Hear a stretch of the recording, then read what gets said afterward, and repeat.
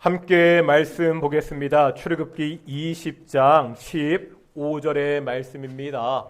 출애굽기 20장 15절 말씀, 역시 한 절 짧은 말씀인데요. 우리 다 같이 한번 읽도록 하겠습니다. 시작. 도둑질 하지 말라.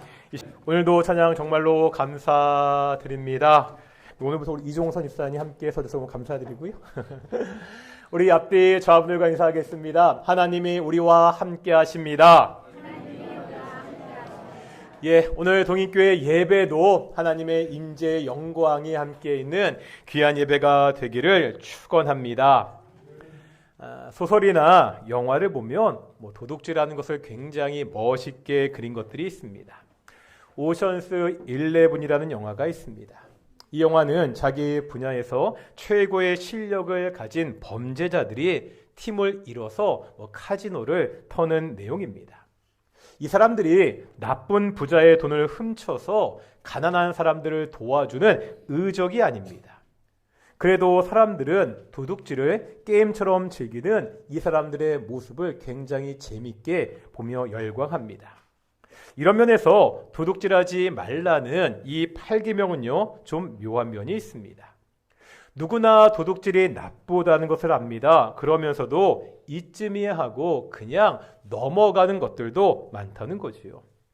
지금이야 좀 달라졌지만 예전에는 장난삼아 서리하는 일도 많았습니다.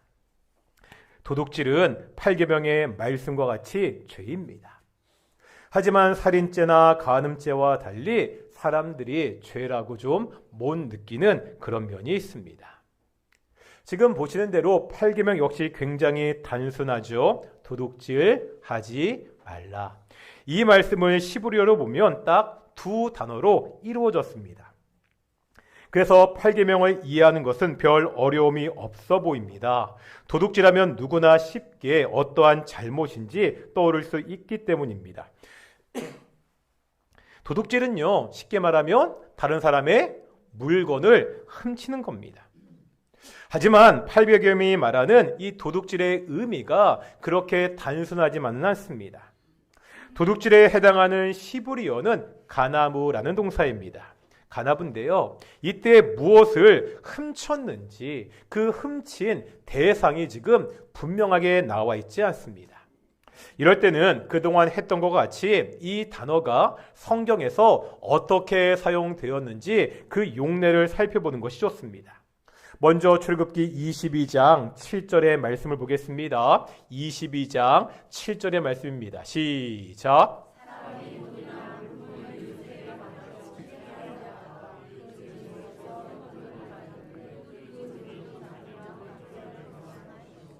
어렵지 않죠? 그냥 일반적인 의미로 사용하는 도둑질이 나옵니다. 뭐지요? 돈이나 물품을 몰래 훔치는 것입니다. 여기서 훔치는 물건은 다양할 수 있습니다.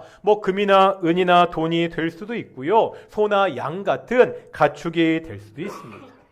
그런데 조금 다른 도둑질도 있습니다. 이제 21장 16절입니다. 21장 16절 읽겠습니다. 시작.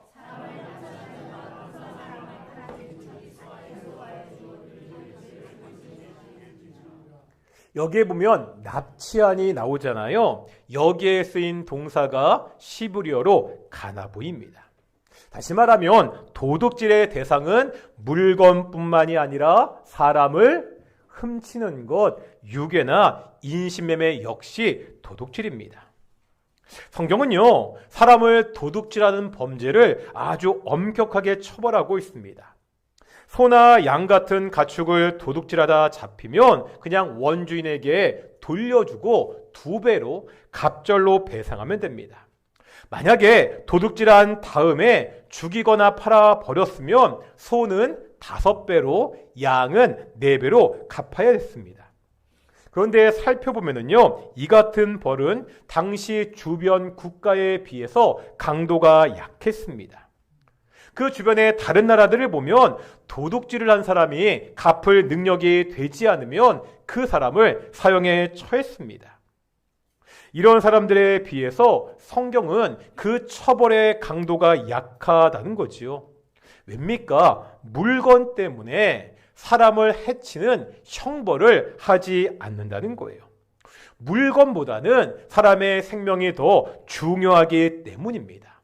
사람의 생명을 중요하게 생각합니다. 그렇기 때문에 동시에 성경에서 유괴나 인신매매와 같이 사람에 대한 범죄는 그 처벌이 물건을 훔쳤을 때와 다르다는 거예요. 다시 한번 조금 전에 봤던 21장 16절 보실까요? 여기에 보면 납치한 사람, 사람을 유괴한 사람, 그 사람에 대한 형벌이 뭐죠? 반드시 죽일지라 사형입니다.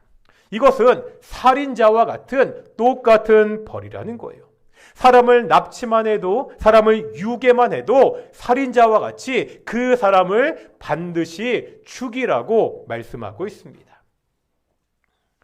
이와 같이 사람에 대한 계명의 처벌이 강력한 것은 출애굽이라는 상황과 맞물려 생각해 볼 수 있습니다. 하나님은요, 애굽에서 노예 생활을 하던 그 이스라엘 백성들을 구원해 주셨습니다. 그런데 이런 사람들을 다시 노예로 만드는 납치나 유괴 같은 범죄는 도저히 용서할 수 없는 범죄라고 성경은 가르치고 있습니다. 우리가 지금까지 도둑질에 해당하는 히브리어 가나브의 두 가지 용례를 보았습니다. 첫째가 뭐라고요? 물건을 훔치는 것. 두 번째는 뭐를 훔치는 거라고요? 사람을 훔치는 것. 그런데 이 가나무의 용례를 보면 성경에서 우리가 생각하지도 못했던 것들을 도둑질로 표현하는 것을 볼 수가 있습니다. 이제 사무엘하 15장 16절 보겠습니다. 사무엘하 15장 16절입니다. 읽겠습니다. 시작.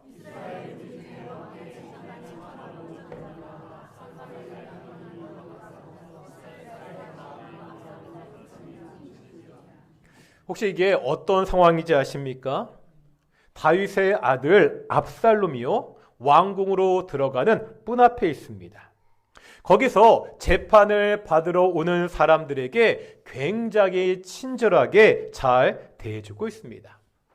왕에게 어떠한 판결, 재판을 받으러 온 사람들은요, 뭔가 억울한 일이 있어서 온 사람들입니다. 지금 압살롬이 이 사람들의 말을 다 듣고 그 사람들의 편을 들어줬다고 말씀하고 있습니다. 이런 압살롬의 모습은 이스라엘 백성들의 마음을 사로잡았습니다. 그런데 지금 15장 16절에 보니까 이것을 어떻게 표현하고 있죠? 사람의 마음을 압살롬이 뭐 했다고요? 훔쳤다, 이렇게 표현하고 있습니다. 마음을 훔치는 것. 왕이나 왕자가요, 백성들에게 친절하게 대해주고 낮은 자세로 그 사람들의 말을 들어주는 것은 좋은 일입니다. 나쁜 일이 아니잖아요. 문제가 뭐죠? 다만 그 목적이 뭐냐는 거예요. 지금 압살롬이 이렇게 한 이유가 뭐죠? 정말로 백성들을 사랑해서 백성들을 위해서입니까? 아니죠. 아버지 다윗에게 반역을 하기 위해서입니다. 결국 압살롬은요, 반역을 하고 다윗은 아들을 피해 도망치는 신세가 되고 맙니다. 지금 압살롬은 백성들의 마음을 훔쳐서 하나님이 세우신 왕을 쫓아내고 자신이 왕이 되려고 왔습니다. 사람들의 마음을 훔치는 것, 이것도 도둑질이라고 성경은 가르치고 있습니다. 오늘날 정치인들도 마찬가지입니다. 정치인들이 권력을 잡기 위해 노력하는 것은 당연한 일입니다. 이것을 위해서 국민들에게 다가가려고 노력하는 것, 국민들의 말에 귀를 기울이는 것은 정말로 좋은 일입니다. 아니요, 그냥 시장에 가서 자기가 직접 물건도 사고 어묵도 먹으면서 서민 흉내 내는 것, 그것도 결코 나쁜 일로 볼 수가 없습니다. 다만 문제는 이렇게 해서 권력을 잡고 난 후가 문제라는 거죠. 국민들을 위한 정치가 아니라 자신들을 위한 정치를 하는 사람들이 있습니다. 자신들의 이익을 위해서 정책을 만들고 권력을 이용해서 각종 비리를 저지르는 그러한 자들이 있습니다. 우리가 민주주의 국가잖아요. 이 민주주의라는 것은 인류가요, 오랜 역사를 통해서 그래도 그 중에 가장 낫다고 판단한 정치 제도입니다. 그래서 오늘날 대부분의 나라가 이 민주주의라는 제도를 수용하고 있습니다.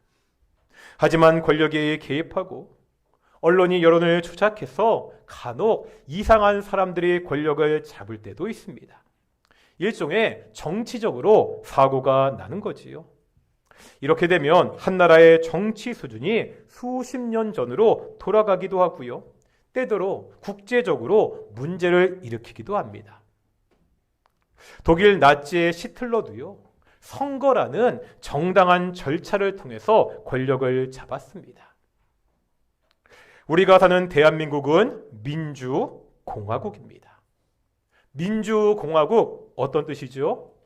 대한민국의 모든 권력은 국민으로부터 나온다는 겁니다. 성도들이 이 사실을 잊지 않아야 됩니다. 너무 정치에 과몰입할 필요도 없습니다. 하지만 교회 다니는 성도들이 정치에 무관심해서도 안 됩니다.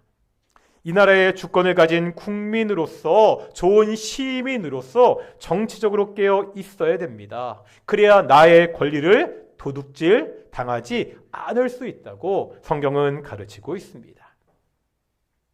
또 성경에 보면 이 간아부에 다른 용례가 나옵니다. 이제 예레미야 23장 30절 보겠습니다. 예레미야 23장 30절입니다. 읽겠습니다. 시작.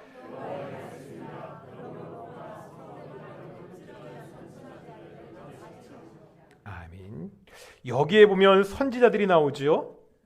선지자들은 본래 뭐 하는 사람들이죠?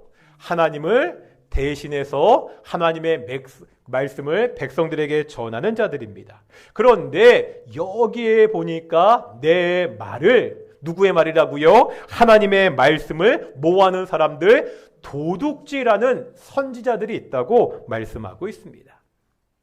지금 어떤 상황이죠?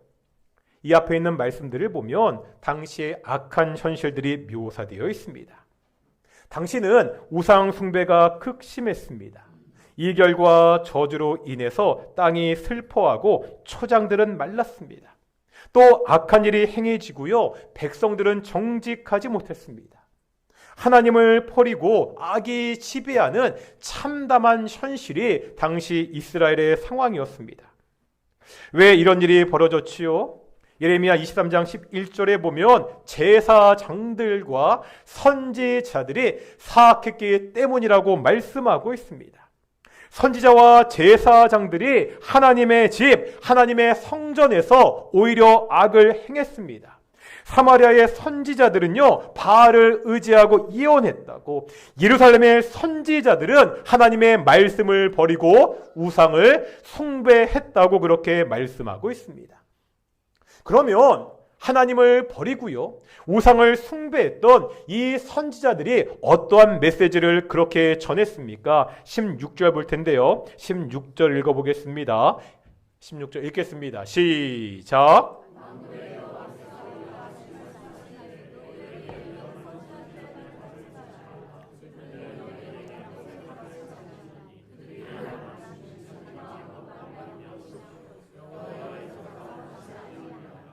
무슨 말이죠? 지금 하나님께서 선지자들의 말, 이러한 선지자의 말을 듣지 말라고 하십니다. 이들의 입에서 나오는 것은 하나님의 말씀이 아닙니다. 자기 마음에서 나오는 말입니다. 하나님의 말씀을 전하는 것이 아니라 자신의 생각을 하나님의 말씀이라고 지금 포장하고 있습니다. 우리가 이미 3계명에서 배웠잖아요. 이 사람들은 어떤 사람들이라고요? 하나님의 이름을 망령되게 일컫는 자들입니다. 또한 8계명의 말씀을 보면 이 사람들은 어떤 사람들이라고요? 하나님의 말씀을 도둑질하는 사람들이라고 그렇게 가르치고 있습니다. 먼저 저와 같은 목사, 설교자들이 조심해야 됩니다. 하나님의 말씀을 도둑질하지 않도록 내 생각이 아니라 하나님의 말씀을 전하기 위해서 최선의 노력을 해야 됩니다. 그런데요, 또한 성도들도 조심해야 됩니다. 사도행전에 나오는 베레아 사람들은 열린 마음으로 설교를 잘 들었습니다. 그런데 여기서 끝나지 않았다는 거잖아요. 그 설교가 정말 성경 말씀과 하나님의 말씀과 일치하는지 상고했다고, 곰곰이 따져 생각했다고 성경은 기록하고 있습니다. 성경은 그런 사람들을 칭찬하고 있습니다. 설교자는 하나님이 아닙니다. 하나님의 말씀에는 오류가 없지만 설교에는 오류가 있을 수 있습니다. 나쁜 의도를 가지고 제멋대로 전하는 설교자가 있을 수 있죠. 우리가 조금 전에 보았던 거짓 선지자입니다. 하지만 자신도 모르게 실수하는 설교자도 있습니다. 목사의 말이라고요, 설교라고 무조건 믿고 아멘 해서는 안 됩니다. 목사가 이런 얘기하는 게 좀 그렇죠. 그동안 저를 지켜보셨잖아요. 제가 나쁜 의도로 말씀을 왜곡해서 전하는 그런 목사는 아닙니다. 하지만 저도 사람입니다. 사람이기에 실수할 수 있습니다. 사람이기에 성경을 잘못 해석할 수 있습니다. 설교 시간에 저도 잘못된 말씀을 가르칠 수 있다는 거예요. 성경은 진리이지만 제가 전하는 말씀에는 오류가 있을 수 있습니다. 그래서 성도들이 깨어 있어야 됩니다. 사랑하는 동인교회 성도들이 말씀을 공부하셔야 됩니다. 선포된 설교가 정말 하나님의 말씀과 성경과 일치하는지 확인할 수 있도록 우리 스스로가 말씀을 공부할 수 있어야 됩니다. 그래야 이 거룩한 설교 시간에 하나님의 말씀을 도둑질 당하지 않을 수 있다는 거예요. 사랑하는 동인의 성도들이 깨어서 정치적으로나 신앙적으로나 도둑질 당하지 않는 그러한 성도들이 되시기를 축원합니다. 그러면 8계명을 따라 도둑질하지 않는 삶을 살려면 어떻게 해야 됩니까? 정말로 살기가 막막해서 도둑질하는 사람들도 있습니다. 이 사람들에 대한 이야기는 뒤에 보겠습니다.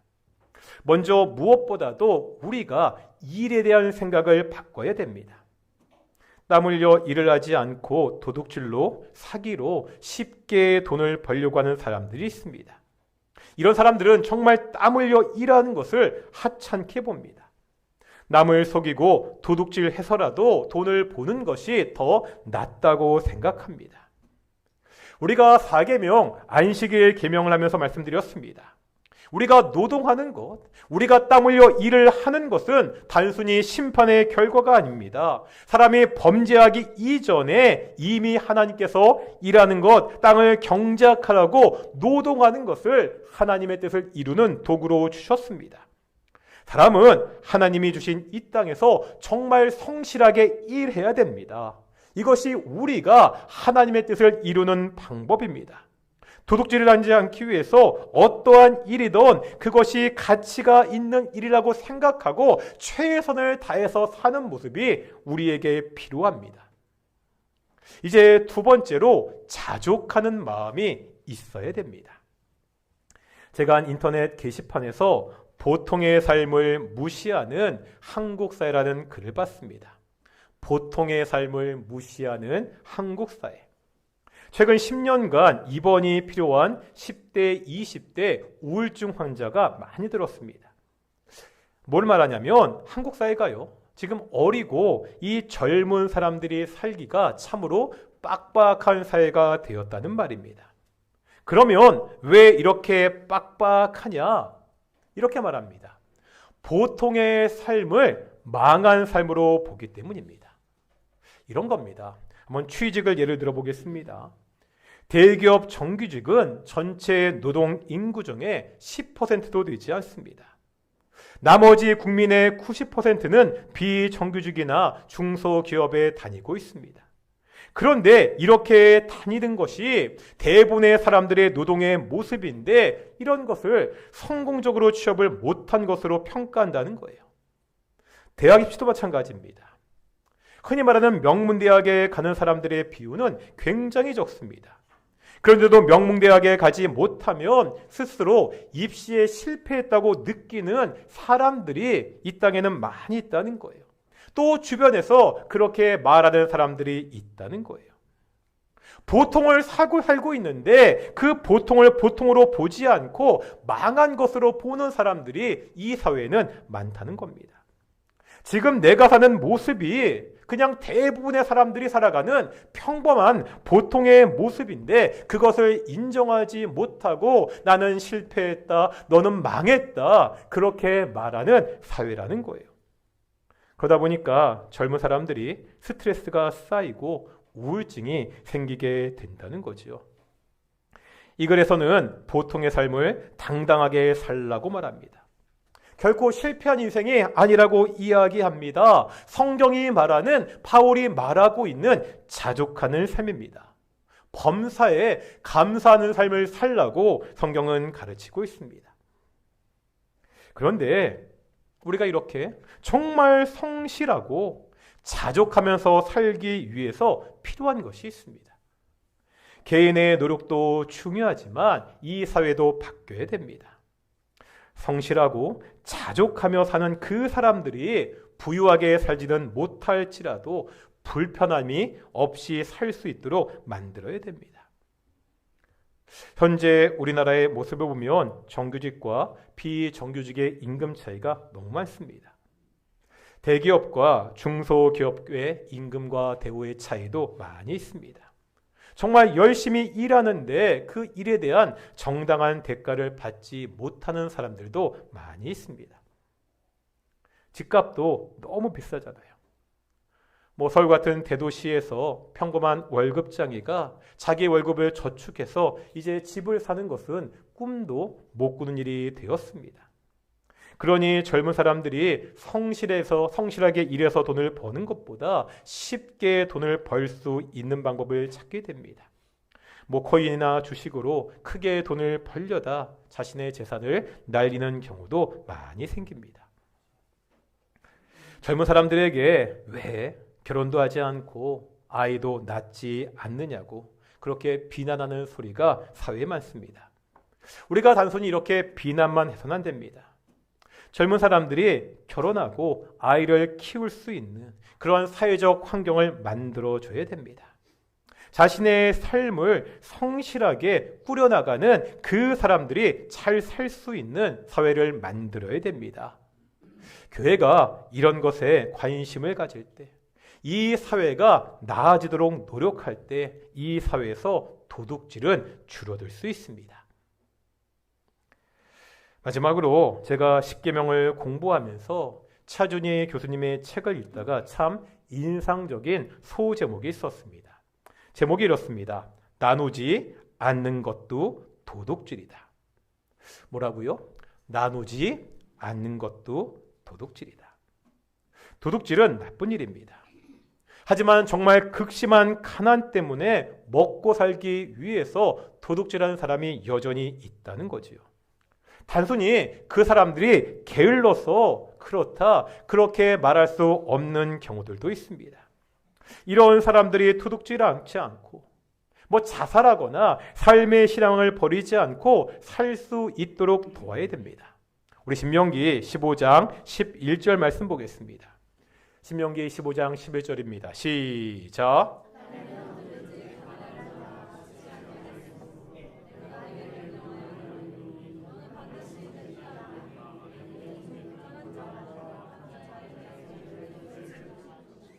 아멘.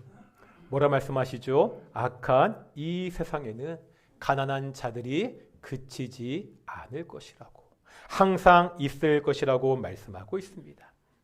우리가 이 사람들에게 손을 내밀어 도와줘야 됩니다. 노블리스 오블리제를 몸소 실천했던 경주에 채부잣집이 있었다는 이야기가 많이 알려져 있죠. 이 집안에 내려온 가훈 중에 이런 것이 있습니다. 사방 백리 안에 굶어 죽는 사람이 없게 하라. 내가 사는데 이 사방 백리 안에서 적어도 굶어 죽는 사람이 없게 하라. 자신의 재산을 자신들을 위해 사용하는 것이 아니라 주변의 가난한 자들을 위해서 사용했습니다. 그런데 이것이 성경의 정신이기도 하잖아요. 신명기 24장 19절 보실까요? 신명기 24장 19절입니다. 시작.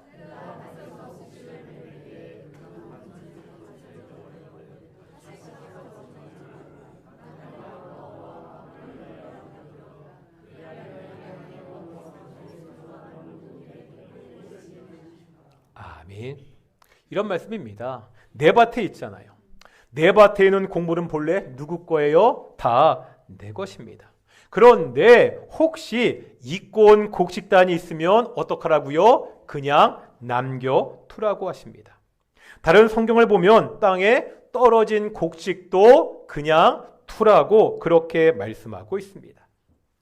땅이 없고 일할 것이 없는 가난한 사람들을 위해서입니다. 그런데 이때요, 이 남겨두라는 말을 좀 더 살펴볼 필요가 있습니다. 민경구 교수님이 쓴 태초에 인권이 있었다라는 책이 있습니다. 이 책에 보면 여기 나오는 남겨두라는 이 용어를 시브리 문법을 가지고 다시 설명합니다. 그러니까 복잡하니까 문법 설명을 하지 않고요. 이것이요, 문법을 정확히 해석해 보면 소유격이 된다는 거예요. 그래서 남겨두라는 번역보다 누구의 소유가 된다, 이렇게 번역하는 것이 적절하다고 이야기합니다. 그래서 우리 똑같은 구절을 우리 세 번역으로 보실 텐데요. 세 번역으로 한번 읽어보겠습니다. 시작.